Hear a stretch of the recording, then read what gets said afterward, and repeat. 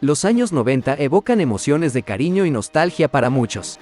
Ya sea que hayas vivido esa época o que hayas nacido en los 2000 o más recientemente, este video promete despertar buenos recuerdos. En Games Bells Club, donde la emoción nunca descansa, hoy nos sumergimos en una batalla épica, la búsqueda del mejor superdeportivo de todos los tiempos. Prepárate para una experiencia única, llena de velocidad, elegancia y emociones intensas. Así que vamos con la intro, y comenzamos.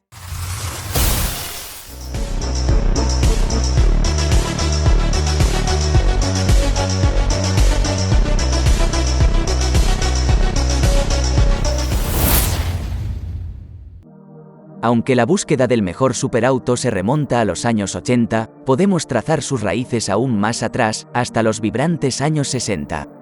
Es en esa década donde surge el pionero, el visionario que desencadenó la batalla definitiva por la supremacía automovilística. Así como el GTO es reverenciado como el primer muscle car, el Lamborghini Miura P400 de 1966 marca un hito como el primer superdeportivo de la historia. Este icónico automóvil no solo estableció nuevos estándares de velocidad y elegancia, sino que también rompió récords. En 1967, alcanzó la asombrosa velocidad de 275 km por hora, arrebatando el título de auto de serie más rápido al Shelby AC Cobra 427 del 65. Al año siguiente, Ferrari irrumpió con su icónico Ferrari 365 GT4 Daytona, superando la marca del Miura y alcanzando una velocidad máxima de 280 km por hora en 1968. Pero Ferruccio Lamborghini no se quedaría atrás. En 1969, presentó el Miura P400S, elevando aún más el listón con una velocidad de 288 km por hora, manteniendo el título de auto más rápido del mundo durante 13 años. Sin embargo, las regulaciones de emisiones y otros factores jugaron un papel en el tiempo de permanencia del Miura en la cima. No obstante, su legado perdura como un hito en la historia del automovilismo. Ferruccio jamás se imaginó lo que décadas después, esto ocasionaría. Aquí es donde comienzan los chingadazos por ver quién es el más nalgón. Si seguimos así, de seguro vamos a ser los meros nalgones de la central. A mediados de los 80, los míticos rivales, Ferruccio y Enzo, tenían sus autos más nalgones. Enzo contaba con su mejor Gran Turismo, el Ferrari 288 GTO del 84, que contaba con un potente V8 de 400 cuacos y 496 Nm de torque, con una velocidad máxima de 305 km por hora. Si bien era mucho más rápido que el Miura, para este entonces, el rival a vencer ya no era el Miura, ni su sucesor, el Countach. El más perrón aquí, en esos años, ya era el RUF BTR, quien se coronaría como el primer auto de producción en llegar a los 300 km por hora.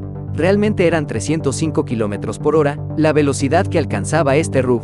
¡Soy el más perrón aquí! Sin embargo, el 288 GTO alcanzaba la misma velocidad y le podía dar batalla al BTR. Debido a su aceleración de 0 a 100 la podía hacer en 4.7 segundos, a diferencia del RUF, que era de 4.9 segundos.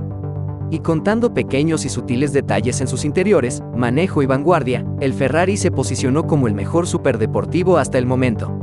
No como el más rápido, ese título aún lo conservaba el RUF, porque el 288 lo igualó, pero no lo superó. Para responder a esto, al año siguiente, en el 85, Ferruccio siguió apostando por su Lamborghini Countach, metiéndole más chocho, no con el afán de competir contra el 288, sino ponerle en su motor. Así fue como el Countach GLP 5004 Valvole fue concebido.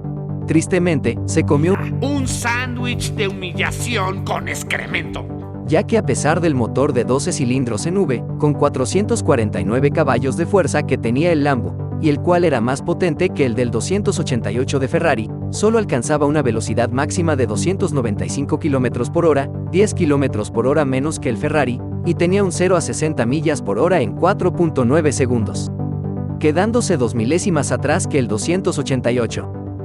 De esta manera Enzo se mantenía en el reinado con el mejor superdeportivo con su 288 GTO, y RUF, con su BTR, aún era considerado el auto más rápido. Sin embargo, la estética del Lambo se destacaba más entre los puristas. Estos tres contendientes, el 288, el Countach y el BTR, creían que estaban en lo más alto de los superdeportivos. Grave error, ya que en el 86 se creó un superdeportivo que les daba una buena arrastrada a los tres, con un 0 a 60 millas por hora, en 3.7 segundos y 319 kilómetros por hora, que sorprendería a todos. Sí, nos referimos al Porsche 959. Apuesto a que ya lo veían venir.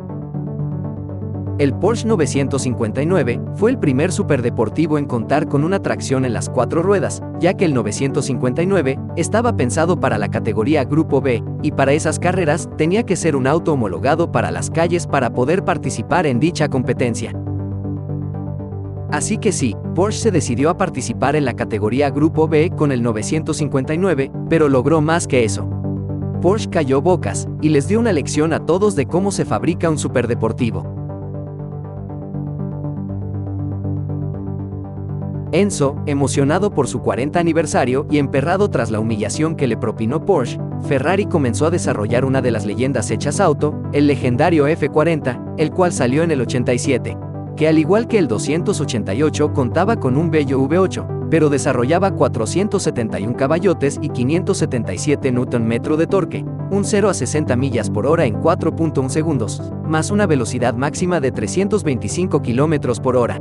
Con estos números, aún no le ganaba en aceleración al 959, pero sin problemas le daba una arrastrada en velocidad punta, al igual que a su enemigo, el Countach. Hasta este punto de la historia, el F40 era considerado el superdeportivo más increíble de la década. Diseño, clase y estilo lo caracterizaban. Era un auto rápido, sexy, poderoso y muy nalgón.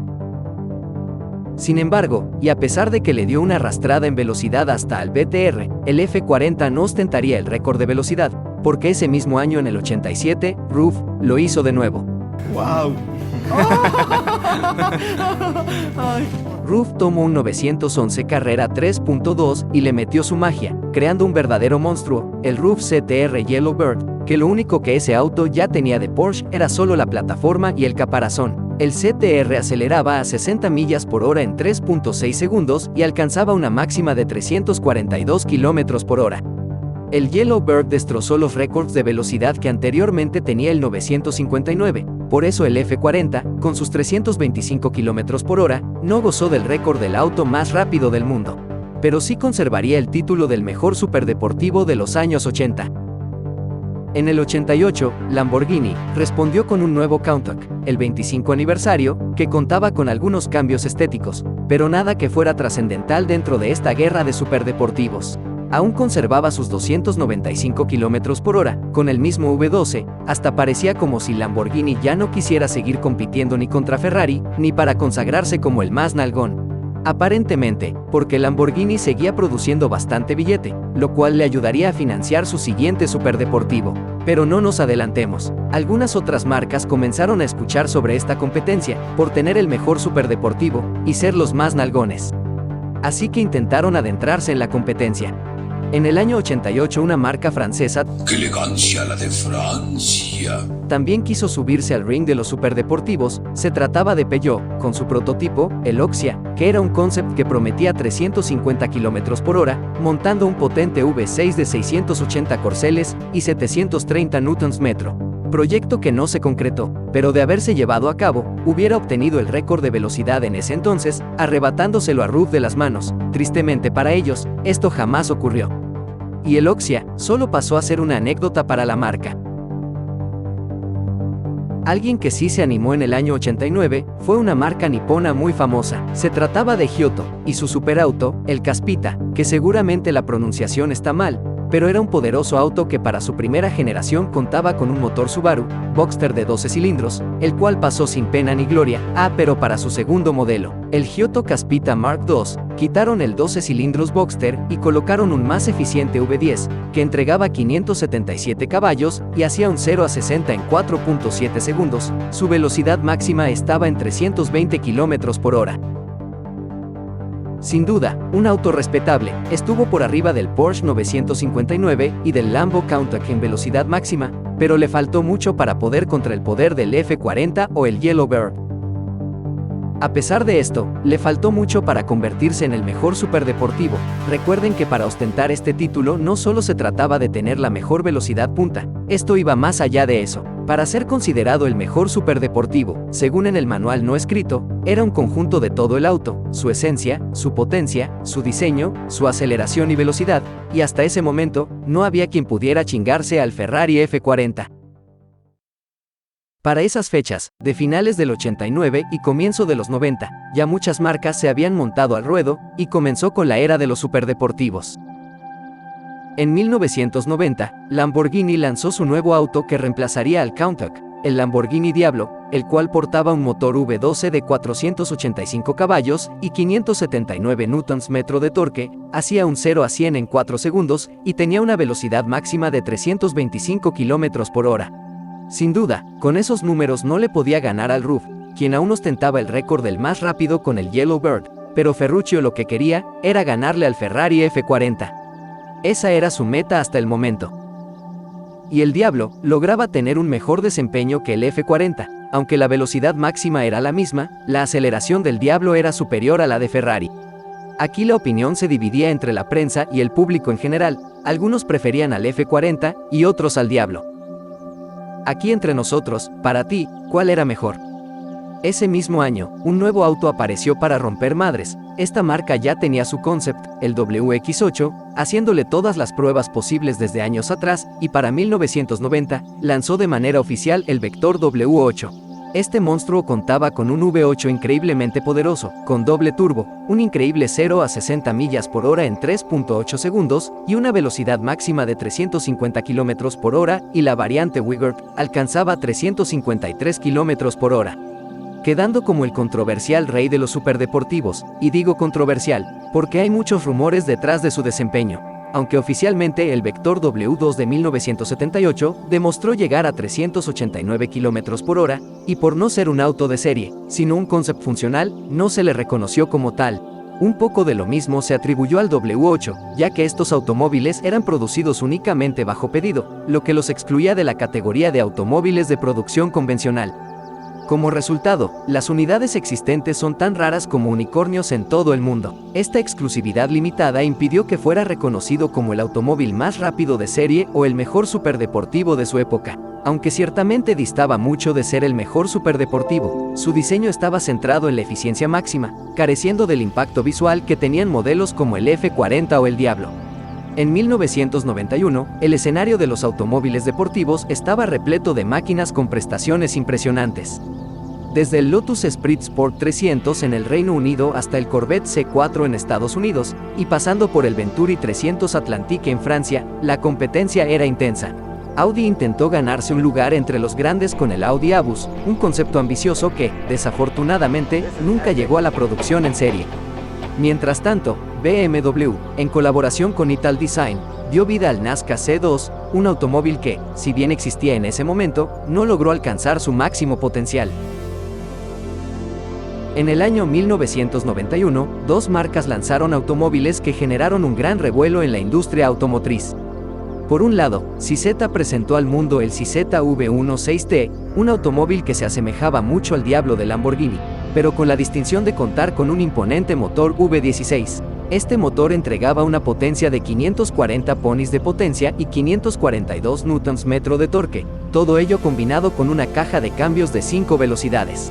Aunque estos números podrían parecer modestos en comparación con otros vehículos, la aceleración del V16T era de 0 a 60 millas por hora en 4.3 segundos y una velocidad máxima de 328 km/h, lo cual colocaron al CZ en un lugar nada favorable. Además, su diseño evocaba al Lambo Diablo, pero con 4 faros, lo que lo hizo aún más llamativo y reconocible. Quien realmente causó sensación de manera positiva fue Bugatti, que lanzó el impresionante EB110 este año.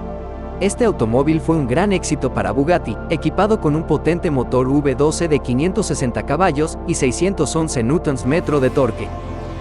Con una impresionante aceleración de 0 a 100 km/h en 3.6 segundos y una velocidad máxima de 336 km/h, el EB110 dejó una marca imborrable en el mundo de los superdeportivos. Pero la verdadera joya de la corona fue la variante EB110 SS, que superó a muchos de sus competidores.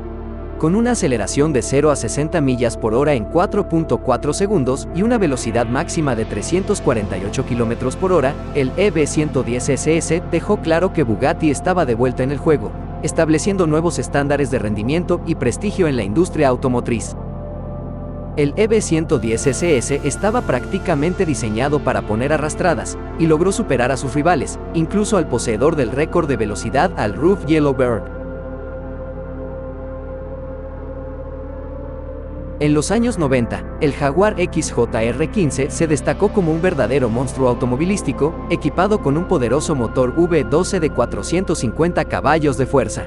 Su impresionante aceleración de 0 a 100 km por hora en 3.1 segundos y una velocidad máxima de 306 km por hora lo convirtieron en un competidor formidable en el mundo de los superdeportivos. En el año 1992, se contempló la idea de utilizar este mismo motor en el Jaguar XJ220. Sin embargo, debido a problemas económicos, esta idea tuvo que ser descartada. Inicialmente, el XJ220 estaba diseñado para contar con tracción integral y puertas de tijera, inspiradas en los Lamborghini. Sin embargo, debido a los desafíos financieros que enfrentaba la marca, se optó por un motor V6 biturbo y tracción trasera, y se abandonó la idea de las puertas de tijera. A pesar de estos contratiempos, el XJ220 quedó bastante nalgón, logró un rendimiento increíble y presentaba un diseño impresionante. Realmente quedó un auto de huevos. Pero esta es mi ropa de salir. Con una aceleración de 0 a 60 millas por hora en 3.6 segundos y una velocidad máxima de 349 km por hora, el XJ220 se ganó su lugar como uno de los superdeportivos más destacados de su época. Estando ligeramente por encima del Bugatti EB110 SS y asegurándose el título del automóvil de serie más rápido, a pesar de no contar con su motor V12, el Jaguar XJ220 se consagró como el mejor superdeportivo hasta ese momento. Aunque aún se ubicaba 1 km por hora por debajo del W8, su rendimiento y diseño impresionantes lo catapultaron a lo más alto. Se cuenta que, en la exposición de Birmingham, donde se presentó por primera vez el XJ220, también estaban presentes un Ferrari F40 y un Lamborghini Diablo. Sin embargo, todas las miradas y el asombro se dirigieron hacia el XJ220, eclipsando a sus competidores. Este hito marcó un momento memorable en la historia del automovilismo, demostrando el impacto que tuvo el Jaguar XJ220 en la industria y en la imaginación de los aficionados de los automóviles deportivos. El XJ220 se coronó como el auto más rápido del mundo, reconocido de manera oficial. Aunque su producción aún no comenzaba, algo que supongo hizo enojar a Vector, yo estuviera encabronadísimo si fuera ellos. ¿A quién se le antoja un elote? Pero lo que sí hizo increíblemente el XJ220 fue cambiarlo todo, fue el antes y el después. Gracias al XJ220, la mayoría de marcas cambiaron sus diseños de puntas y ángulos a estilos más redondeados y estilizados. En 1992, Dodge hizo una entrada memorable en el mundo de los superdeportivos con la presentación del Viper RT10, equipado con un poderoso motor V10 que produce un sonido impresionante. La historia del Viper es digna de ser contada en detalle, y el canal, Cabezas de Petróleo, ya ha hecho un excelente trabajo al respecto. En la descripción de este video, encontrarán un enlace al video que narra la historia completa del Viper. El motor V10 del Viper entregaba 400 caballos de fuerza y 408 Nm de torque, lo que le permitía alcanzar una aceleración de 0 a 60 millas por hora en 4.3 segundos y una velocidad máxima de 281 km por hora. Si bien estas cifras son respetables, están por debajo de los estándares establecidos por otros superdeportivos de los años 80, como el 288 GTO. A pesar de ello, el Viper revolucionó el panorama automotriz para Dodge, dejando una marca indeleble en la industria y ganándose un lugar especial en el corazón de los aficionados a los automóviles de alto rendimiento. En el 92, nació el papá de los pollitos. Ese año McLaren lanza lo que sería el rey de la década, el superdeportivo que le daría unas arrastradas horribles hasta algunos de los nuevos hypercars. El asombroso McLaren F1, ustedes ya lo conocen, 391 km por hora, V12 de 627 caballotes y 647 Nm, un 0 a 100 en 3.2 segundos. Bestial el auto, bestial. McLaren solo quería ostentar el título del mejor superdeportivo de la década, y vaya que lo logró, les dio una arrastrada a todos los autos habidos y por haber, de esa década. Se llevó el récord del auto más rápido del mundo, superando a todo lo habido y por haber, incluso unos años después. Lo curioso es que este auto tampoco fue producido en serie, tenías que pasar por un exhaustivo proceso para hacerte de tu F1 bajo pedido. En ese mismo año, Lister sorprendió al mundo con su Storm V12, un automóvil verdaderamente impresionante que debutó como coche de Le Mans. El Storm contaba con un motor potente que entregaba 546 caballos y unos asombrosos 790 Nm de torque, lo que le permitía alcanzar una aceleración de 0 a 60 millas por hora en 4.1 segundos y una velocidad máxima de 335 km por hora. Con estas impresionantes capacidades, el Lister Storm podía competir de igual a igual con algunos de los superautos más destacados de la época. Superaba al F40, al Countach, al Diablo, al 959, al CZ y, por supuesto, al Viper.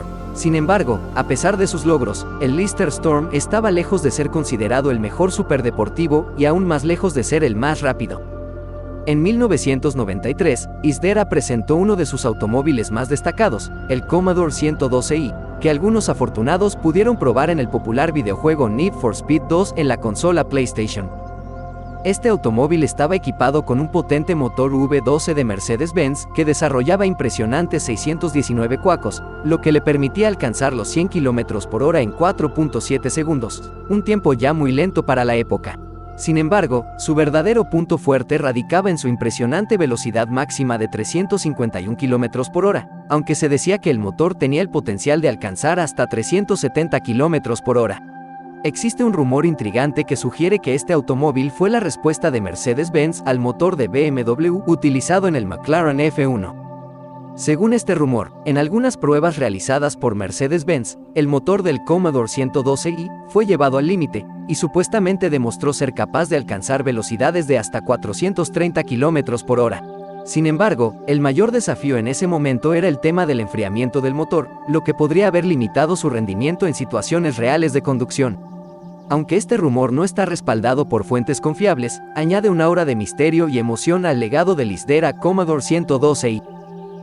Con su impresionante velocidad máxima de 351 km por hora, el Isdera se ubicaría en la segunda posición de los autos más rápidos de la década, justo detrás del McLaren F1.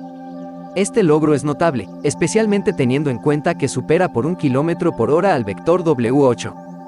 No obstante, al igual que el W8, es posible que no se le hubiera otorgado oficialmente el récord debido al número limitado de unidades producidas. El año siguiente, en el 94, nació una de las marcas con los autos más rápidos del mundo actualmente, pero que en ese momento no logró destacar mucho por esa hazaña. Sin embargo, con su prototipo, el Competition Coupé o mejor conocido como CC, Koenigsegg supo forjarse una buena reputación. El CC alcanzó una velocidad de 354 km por hora, superando al XJ220, al EB110, al W8 e incluso al Commodore, aunque aún muy detrás del McLaren. Lo cual la marca tomó con bastante optimismo, ya que, si eso lo lograron con su primer prototipo, ¿qué vendría en un futuro para ellos? Pero tú y yo ya sabemos qué fue de esta marca con sus actuales hypercars, autos que ni McLaren puede alcanzar. Lo curioso es que, con el paso de los años, Koenigsegg sería rival de Bugatti y no de Ferrari o McLaren. Y así debe ser en la vida, mis hermanos. Siempre hay que ir contra el siguiente que está por encima de nosotros. Hay un dicho que dice, hay que competir contra nosotros mismos. Yo digo que el hombre necesita ser competitivo, competir con el rival que está por encima de nosotros. Por esa razón se crean cosas tan increíbles como los Koenigsegg. En el 95, Vector lanzó un nuevo auto que, aunque no era tan brutal como el W8, se veía más moderno, el M12. Sin embargo, tristemente para la competencia por el mejor superauto, este resultó estar por debajo de las expectativas de todos, creo que incluso de los propios creadores. El M12 alcanzaba una velocidad máxima de 305 km por hora, con un V12 del Lamborghini Diablo, un auto que, de por sí, ya alcanzaba los 325 km por hora 5 años atrás. Y estando a la par del 288 GTO, un auto de hace 10 años. Y si creen que no es mucho, 10 años en avance tecnológico, solo miren un celular de hace 10 años, sus capacidades y desempeño. Así de rápido es el avance tecnológico. En 1995, para conmemorar el 50 aniversario de Ferrari, lanzaron su F50, un superauto hermoso que, aunque tenía la misma velocidad máxima que su predecesor, 325 km por hora, su tiempo de 0 a 100 era mucho más rápido, de 3.7 segundos. Entre muchos otros desarrollos y tecnología con los que contaba este superauto en comparación con el F40. El F50 ya montaba un V12 de 520 caballos de fuerza y 471 Nm. Sin embargo, el F50 fue más un homenaje a la celebración de los 50 años de Ferrari que un intento de superar al McLaren. Aunque estaba un poco por encima del Lamborghini Diablo en prestaciones, no tanto en velocidad máxima, ya que tenían la misma velocidad punta. Aún así, se consideró en aquella época un superdeportivo por encima del Lamborghini Diablo. No sé si estoy de acuerdo con esto, pero es que teniendo los dos autos de frente, el Diablo y el F50, no sabría ni cuál elegir. En 1995, uno de los rivales del señor Vespa, o mejor dicho del señor Enzo, no Lamborghini, sino Ford, hizo una de sus jugadas. Casualmente ese año, Ford presentó al mundo su nuevo prototipo, el sucesor del GT40 y el GT70.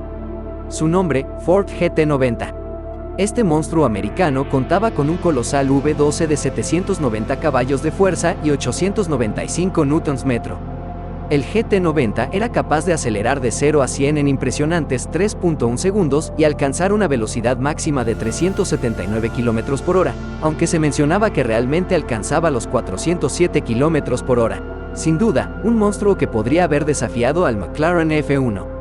Sin embargo, el costo simplemente para crear el concepto fue de $3 millones, y aunque los autos de serie pueden diferir mucho de los autos concepto, era muy poco o nada viable para la marca. Como vimos en la película, Ford se dedica a vender, y considerando eso y otros factores, el GT90 no llegó a producción. Esto fue una tristeza para muchos y una alegría para muchos otros, como todas las marcas rivales. Hay un rumor que sugiere que el GT90 era la respuesta para demostrar que Ford podía posicionarse en lo más alto, quitándole el podio a McLaren y demostrándole a Ferrari cómo se hacen las cosas. Para añadir un poco de sabor al video, este rumor está muy bien, pero no encontré pruebas adicionales que validaran este rumor. En 1996, entró con fuerza la segunda generación del Viper, el GTS, un auto con un mejor desempeño que el RT10, alcanzando un 0 a 60 en 4 segundos y una velocidad máxima de 310 km por hora. Sin embargo, aunque tiene unas prestaciones buenas y sigue sonando hermoso, aún así, se queda muy por debajo en comparación con los europeos, incluso en los últimos puestos. Sin embargo, para alegría de ellos, sí superaba al Vector M12 y a la quinta generación del Corvette, considerándose el mejor superdeportivo del continente americano. En 1997, Ruth volvió con un nuevo auto, el CTR2 Sport, preparado para el Pikes Peak, pero homologado para las calles, con una meta clara: superar todos los parámetros de su hermano mayor, el Yellowbird, lo cual sí logró. Hizo el 0 a 60 millas por hora en 3.1 segundos y alcanzó los 350 km por hora. Aunque estaba a la par del W8 en velocidad, en aceleración y manejo le daba una buena paliza al W8. Ese mismo año, en 1997, se fabricó un auto que quiso o pretendía ganarle al McLaren F1. Se trataba del TVR Cervera Speed 12, que contaba con un V12 de 800 caballos de fuerza y 823 Nm, hacía el 0 a 60 millas por hora en 3.5 segundos y alcanzaba una velocidad de 385 km por hora. Aunque cabe destacar que tiene la reputación de ser el auto más peligroso del mundo. Se cuenta que su creador intentó manejarlo y al pisar un poco más el pedal del acelerador, el auto solía quemar llanta y comenzar a derrapar. ¿Cómo llegó a alcanzar los 385 km por hora? No tengo ni idea. Aún así, este auto destrozó a todos los superdeportivos de la década, en prestaciones, claro, a excepción del auto al que pretendían superar. También siendo uno de los autos más potentes, realmente, con esos 800 caballos, era un monstruo. Aunque hoy en día no suena a mucho, porque los autos ya cuentan con 1200 e incluso 1900 caballos, pero en perspectiva, debajo del capó, tiene la potencia de 7 Surus, 5 MGGT, más de 2 Suburbans, y más que un SVJ. Así de mucho son 800 caballos de fuerza. Cabe mencionar que este tampoco fue un auto de serie, y sus características estaban más cercanas a las de un auto de pista homologado para las calles que a las de un superdeportivo. Volkswagen en 1998 también intentó subirse a esta tendencia con el W12 Syncro. Sin embargo, el auto nunca llegó a producción.